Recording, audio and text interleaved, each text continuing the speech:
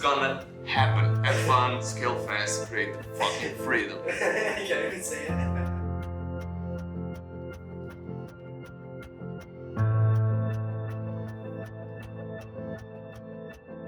Estes 2 anos foram uma montanha-russa de emoções, mas também tornado um sonho realidade. Eu fui de um recém-desempregado, ou melhor, recém-licenciado, que não tinha qualquer tipo de rendimento há 8 meses, para conseguir o meu primeiro emprego, sem ter nenhuma cunha, sem ter feito nenhuma entrevista de emprego, sem ter inscrito um CV ou ter utilizado o meu curso como cartão de visita. Depois consegui mudar de trabalho, em que comecei a ganhar 2 vezes mais, a trabalhar 50% menos, e foi aí que eu comecei a ganhar mais liberdade. Foi aí que comecei a viajar para os Açores, fui também a Berlim, fui também a Holanda, a Espanha, a França, comecei a Inglaterra, comecei a viajar um bocadinho por toda a Europa. Depois, também nesse verão, fui 2 meses para os Estados Unidos, em que aí completei um dos meus sonhos de criança, que foi ir a um evento do ClickFunnels e receber das mãos do Russell Brunson, um empreendedor que é uma das referências no mundo do marketing digital, receber o Tucoma Club, que é um prémio que é entregue a empresas que faturaram mais de $1 milhão, e eu creio que fui o primeiro português com menos de 25 anos a receber este prémio das mãos do Russell Brunson. Depois, pouco depois, comecei a ser pago como um dono do negócio, sem ter as dores de cabeça de um. E mais recentemente completei o meu maior sonho sempre, que foi viajar 3 meses pela América Latina enquanto trabalhava. E foi também aí nesse período que mudei de posição dentro da empresa, em que agora estou numa posição de vendas, que é uma posição que normalmente é 100% de comissão, estou responsável por todo o departamento e eu estou a receber um salário que é mais do que 80% da população que recebe mensalmente, com apenas 23 anos, sem ter nenhum tipo de experiência direta naquilo que estou a fazer. It's not there will be dope, there will be dope. No. We need to change. That is dope. It's already happened. Bro, that's sick. Fuck. That's sick. Isto é, como é óbvio, tudo muito bonito, mas nesta viagem eu tive um choque mesmo grande com a realidade. Estava numa vila paradisíaca, em Colômbia, com uma excelente vista, e num dos Airbnbs em que fiquei, conheci o Luís. O Luís, para mim, no início era apenas o homem da manutenção do Airbnb, mas depois eu fiquei a conhecer um bocado mais da história dele e da história do filho, que é o Jorge. O Jorge é um miúdo venezuelano, de apenas 9 anos de idade, que, tão novo, viu a irmã dele falecer com um tumor no pescoço, viu o pai a tentar salvar, fazer tudo, a vender a casa, a vender tudo aquilo que eles tinham para tentar salvar a irmã, e mesmo assim não foi suficiente, ele teve que pedir dinheiro emprestado e mesmo assim no fim não conseguiram salvar a irmã, ou seja, perderam tudo na tentativa de salvar a irmã. Isso depois levou a grandes problemas financeiros, como é óbvio, agravados pela situação da Venezuela, e também acabou por se separar da sua mulher, ou seja, os pais ficaram separados, a mãe dele abandonou-o praticamente, a ele e ao pai, não quis mais saber dele. Depois, sem saber, conseguiu salvar o pai de cometer suicídio, de se enforcar a si mesmo, e depois também se viu obrigado, por todos estes problemas financeiros, a estar afastado do pai durante 5 meses. Él me estaba esperando y a la vez estaba perdiendo como eso, como la esperanza de que yo lo iba a buscar, ¿me entiendes? Porque él me lo dijo un día, que si era que también lo iba a dejar. Y no, papi, yo no te voy a dejar. Yo tengo un puente que te voy. Y esa palabra de Jorge Luis, ese día, me motivó más. No, yo tengo que ir pronto a buscarlo, porque él ya estaba pensando eso de que, papá, ¿qué pasó? También me quedó mal. Quando eu ouvi a história do Jorge, lembro-me perfeitamente que estava a almoçar, uma vista espetacular, um dia de sol lindo, e estava a haver um momento muito bonito entre o Jorge e o pai. O Jorge estava dentro da água e estava a dizer ao pai: "Papá, te quero mucho. Papá, te quero mucho." Que é como quem diz: "Pai, amo-te muito." E vi o Luís a sorrir, a filmá-lo, a tirar-lhe fotos. E foi exatamente quando estava a ver esse momento que eu decidi e senti dentro de mim que eu tinha que fazer alguma coisa para o ajudar. E foi exatamente isso que eu fiz. Eu sabia que um dos sonhos dele era aprender inglês para que eles pudessem sair daquela situação e pudessem ir para outro sítio e ter uma vida melhor. Então eu imediatamente comecei a ajudá-lo a aprender inglês, depois também a dar-lhe aplicações, recursos, coisas que ele pudesse utilizar para quando eu não estivesse lá com ele, para ele continuar a aprender o inglês. Que voy a hacer todo lo que pueda para te ayudar, te lo prometo.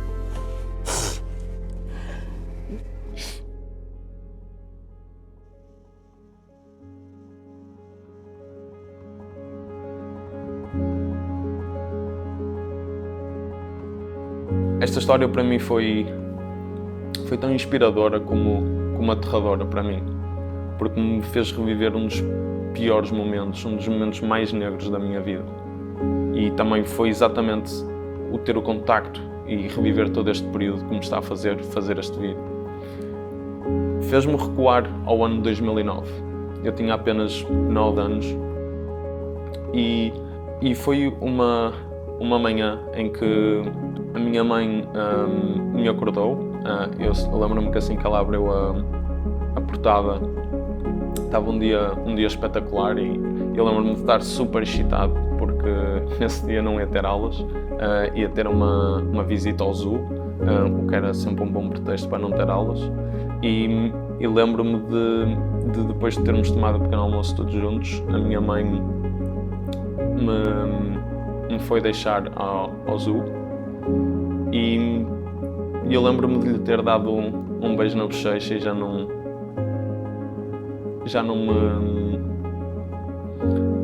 me recordo se lhe disse ou não, se lhe dei um abraço ou não, mas se eu pudesse voltar atrás eu teria feito e teria-lhe dito que amava muito, porque foi esse o último momento em que eu vi a minha mãe.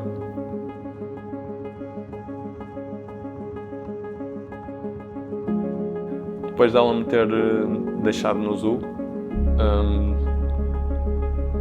ela teve um acidente de carro, pelo que as testemunhas disseram. Ela estava a conduzir e provavelmente não tinha o telemóvel à mão, o telemóvel deve ter tocado e quando ela fez o movimento para ir apanhar o telemóvel, deu uma guinada no volante e bateu de frente contra um caminhão. E esse foi o dia que a vida mostrou àquela criança de 9 anos que não interessa quem nós somos, não interessa o que nós estamos a sentir, o que fizemos, o que temos, não interessa nada. De um momento para o outro, tudo nos pode ser tirado. E nós simplesmente não podemos fazer nada quanto a isso.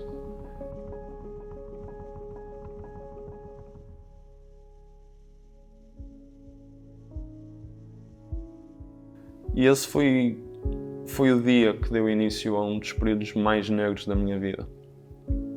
Foi um período em que havia muitas questões.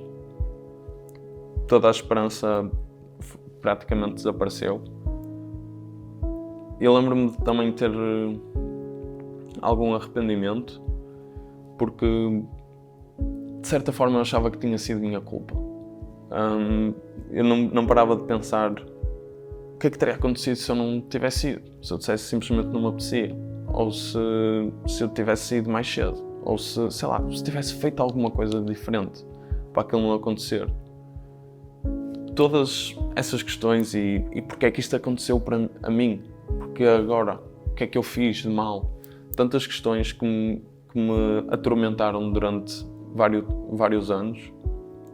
E durante 3 anos eu lembro-me de não conseguir adormecer com silêncio. Eu tinha que ter um barulho qualquer. Lembro-me de ir para a sala e pôr, não interessava o que estivesse a dar. Eu só queria que alguma coisa estivesse a dar barulho de fundo, porque eu sei que se houvesse silêncio, se eu estivesse comigo, que eu iria exatamente para aquele momento. eu iria imediatamente pensar na minha mãe e em tudo isto iria-me perder em lágrimas. Aliás, lembro-me de muitas noites de adormecer de cansaço de chorar, de já não ter forças. Lembro-me de me fechar muitas vezes na casa de banho, em desespero. Era muita dor, muita raiva. E eu já não percebia o porquê disto ter acontecido à minha mãe, mas aquilo que ainda me estava mais na cabeça era porque é que eu não tinha o meu pai comigo no momento em que eu mais precisava dele. E isso foi algo que eu, de todas as questões, essa era a única que eu achava que podia resolver. Tudo o resto sentia que não havia solução, então eu pus toda aquela dor, toda aquela raiva nessa questão. Porquê? Porque é que o meu pai está vivo e eu não consigo estar com ele. E depois eu percebi que isso tinha sido por causa da crise, por causa do dinheiro. Que para mim era um conceito novo, mas havia um evento mundial que eu tinha feito. Ter que viajar para Maputo, para a África. Eu lembro-me que nesse momento, toda aquela dor, toda aquela raiva que eu tinha, eu pus para resolver exatamente esse problema. E eu disse para mim mesmo, eu vou resolver isto de uma vez por todas. O dinheiro nunca mais vai ser um problema na minha vida, nem na vida da minha família. Eu tenho que resolver isto. Não porque... Não por causa de carros, não por causa de joias. Isso não tem valor nenhum. Isso...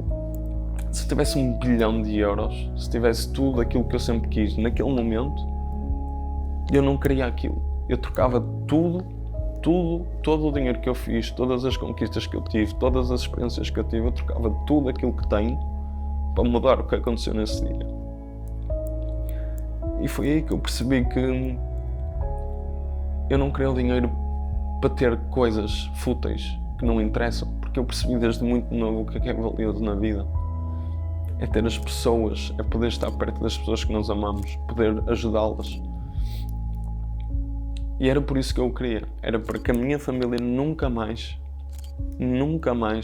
tivesse de estar longe umas das outras por causa de dinheiro. Principalmente quando nós precisássemos estar juntos. Em momentos como este, em que coisas que nós não controlamos, em que a vida acontece, nós só precisamos de um espaço seguro. Foi exatamente tudo isto que eu recordei naquele momento, quando eu ouvi a história do Jorge. E nesse momento eu estava a reviver tudo isto, todas estas emoções. Comecei a reviver tudo isso, a sentir tudo isso de novo. E foi exatamente aí que começou a crescer uma sensação de eu preciso de fazer algo. Eu preciso de fazer algo por este miúdo. Eu sei que a história dele é muito pior que a minha, mas eu pelo menos sei mais ou menos aquilo que ele deve ter sentido. Eu sei exatamente o quão sozinho ele se deve sentir no mundo. Eles já tinham tido pessoas que lhe tinham dito que os iam ajudar, pessoas que tinham passado por lá a dizer que os iam ajudar e depois simplesmente desapareceram da vida deles. Eu sei o que é ter pessoas a dizerem vamos fazer algo e depois simplesmente nos deixarem pendurados. Eu sei o que é não ter esperança, sentir que estamos sozinhos, que o mundo está todo contra nós e nós não sabemos porquê. Nós achamos que temos alguma coisa de errado. E foi exatamente quando estava a ver esse momento que eu decidi e senti dentro de mim que eu tinha que fazer alguma coisa para o ajudar. E também lhe disse que, se ele quisesse, que eu lhe iria passar tudo aquilo que eu sei, aquilo que eu aprendi estes anos para conseguir fazer dinheiro online e conseguir viajar e ter esta liberdade toda. E disse-lhe que lhe ia passar aquilo tudo, se ele quisesse. E foi exatamente isso que eu fiz. Que voy a hacer todo lo que pueda para te ayudar. Te lo prometo. Te lo prometo. what you say you're gonna do, because they don't know me, son! They don't fucking know me!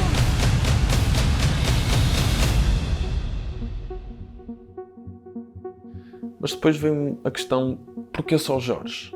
Se há tanta gente que, ainda que não tenha as condições tão más como o Jorge teve e tem neste momento, tanta gente em Portugal que precisa.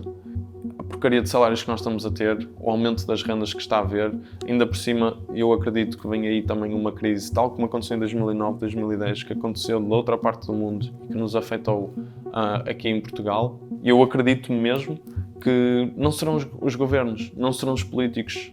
Mais uma vez, a vida a mim já mostrou que não podemos esperar que alguém nos venha salvar, porque ninguém vem.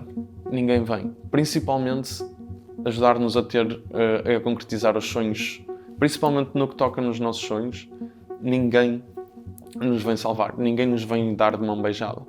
Isso foi aquilo que eu aprendi da pior forma possível e detestava que muita gente aprendesse da mesma forma.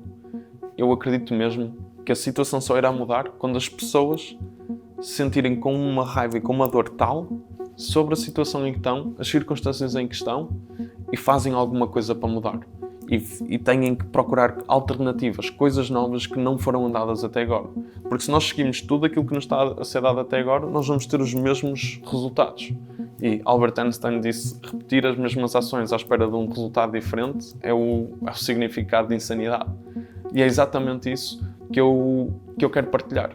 É exatamente aquilo que eu fiz, que não tem nada a ver com a normalidade, com as coisas que nos têm a ser dadas e que me ajudaram a mim a atingir esta liberdade. Porque eu acredito que ter algo tão grande como os nossos sonhos, ou a liberdade total, é algo que é mesmo muito, muito, muito difícil. É mesmo muito difícil, requer muito esforço, não é algo que é fácil. Mas acredito que é possível. Acredito que é possível porque nós temos todas as bases. Se nós temos um computador, se nós temos internet, se sabemos falar mais ou menos inglês ou mesmo que seja português, nós conseguimos e temos tudo o que é necessário para o fazer. E eu acredito nisso plenamente porque isso é a minha história. Isso foi a solução que a mim me ajudou. E é por isso, exatamente por isso que vou começar a partilhar para que tu, se quiseres e se tiveres um objetivo tão grande como a liberdade financeira total, tal como eu, o possas fazer, mas que seja só sair de stress financeiro. Eu quero simplesmente ser uma voz de positividade, de solução. Não quero ser alguém que está aqui com mais um problema, como as notícias, como tudo isso que nós somos alimentados, que só nos trazem problemas e coisas más para nos preocuparmos. Eu quero ser uma voz que dá aquela luz, que dá uma solução. Vai ser uma solução diferente, porque eu não acredito que fazer aquilo que nos dizem que é para fazer que nos vai dar esta liberdade. Eu acredito que fazer aquilo que nos dizem para fazer vai nos dar o mesmo resultado que nos têm dado até agora, que é protestos, manifestações e reclamações. Eu não sou uma pessoa de reclamar. Eu sou uma pessoa que eu se tenho um objetivo, ninguém me vem dar, então eu tenho que ir atrás dele, porque ninguém me vem dar isso. E é exatamente isso. Eu vivo e eu faço as coisas e vivo os meus dias como se a minha vida dependesse disso. Eu sigo os meus sonhos como se a minha vida dependesse disso.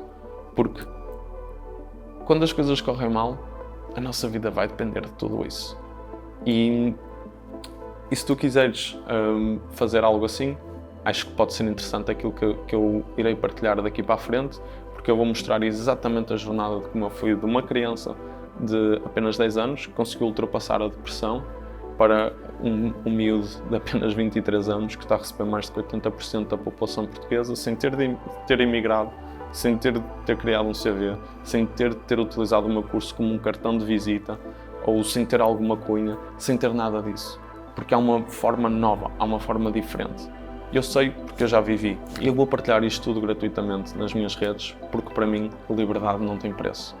Para mim a liberdade é das coisas mais importantes e dos valores mais altos que eu tenho na minha vida. Por isso, se quiseres, segue esta jornada para ver exatamente como eu fiz e como irei continuar a fazer para chegar a esta liberdade. E eu não acredito que são os políticos, que serão os governos, que serão... Ninguém nos vai dar esta liberdade que nós tantos desejamos. Esta liberdade, eu acredito que é contra aquilo que eles querem. E, portanto, não podemos esperar que isso venha nos livros, que nos seja entregado de mão beijada. Nós temos mesmo que correr como a nossa vida dependesse disso, porque quando as coisas correrem mal, a nossa vida vai depender disso. A nossa vida, a vida daqueles que nós amamos, vai estar a depender do quão a sério nós levamos as coisas quando tudo parece estar bem. Porque quando as coisas correm mal, aí toda a gente começa a correr, mas aí também já pode ser tarde demais. E por isso eu não quero que tu tenhas que ter um choque com a realidade tão forte como aquele que eu tive, para que tu aprendas essa lição. Mas essa decisão agora é tua.